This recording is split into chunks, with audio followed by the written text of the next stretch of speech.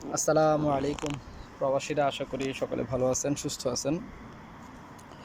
আলহামদুলিল্লাহ, অনেক জল্পনা কল্পনার পর এখন বাংলাদেশে ডক্টর ইউনূস সরকার হিসাবে আজকে তিনি শপথ নিলেন এবং সেই সাথে আমাদের দুইজন সমন্বয়কও তার উপদেষ্টা হিসাবে আছে এবং অন্যান্য সদস্যরাও আজকে শপথ নিলেন। তো আমি মনে করি আমাদের প্রত্যেকটা প্রবাসীর এই প্রত্যাশা, রেমিটেন্স যোদ্ধাদের এই প্রত্যাশা যেন এই সরকারের হাত ধরে এবং এই উপদেষ্টাদের হাত ধরে বাংলাদেশ নতুনভাবে মাথা উঁচু করে দাঁড়াতে পারে অন্যান্য দেশের ভিতরে, এবং বাংলাদেশ যেন একটি সুন্দর দেশ এবং সমৃদ্ধশীল দেশ হয়ে ঘুরতে পারে। এই জন্য আমরা সকলে বেশি বেশি দোয়া করব। এবং যে সমস্ত ভাইয়েরা বাংলাদেশে আছি, বাংলাদেশের শৃঙ্খলা আমরা বজায় রাখবো। আমাদের আশেপাশে যদি কোনো অপরাধ হয়, আমরা আইন শৃঙ্খলা রক্ষাকারী বাহিনী যারা আছে তাদেরকে আমরা অতি শীঘ্রই